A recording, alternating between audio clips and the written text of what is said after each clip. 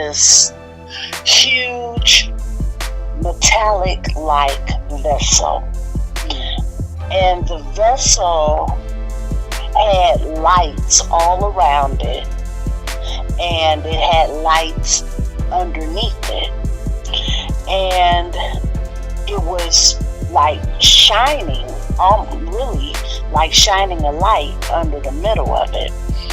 But it looked like almost 3 compartments.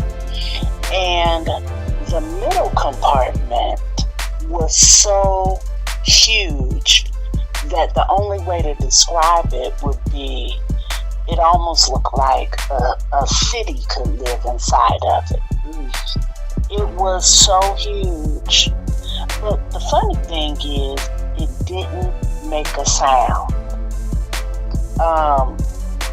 Like if it was it wasn't a plane. It wasn't anything like that.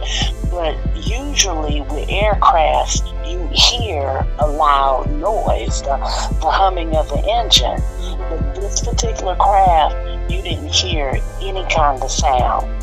But it just sat there, like hovering in the sky. And it was so huge that it looked very close to us. But it couldn't have been that close.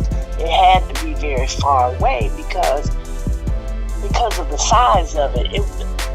It was like, and it was larger than, I would say, a stadium. But it was like if somebody was taking a football stadium and bringing it down into the earth. That's how huge this thing looked from this distance that we were. And we were so afraid. And so we were begging him, please, please, please turn around. Don't go down the street. And finally, he turned the corner and we left, and we shot back across the city.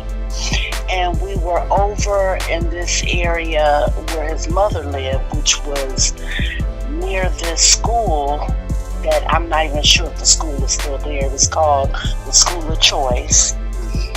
And his mother lived somewhere over in that area.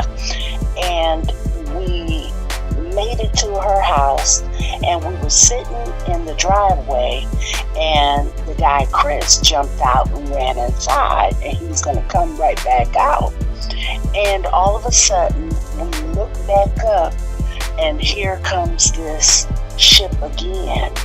And it came and got over his mother's house and just sat there. And so the 3 of us got scared. We jumped out, we ran in the house, and we were so afraid, because to look at this thing, I mean, the middle compartment, which had to be like maybe the main area, that was so huge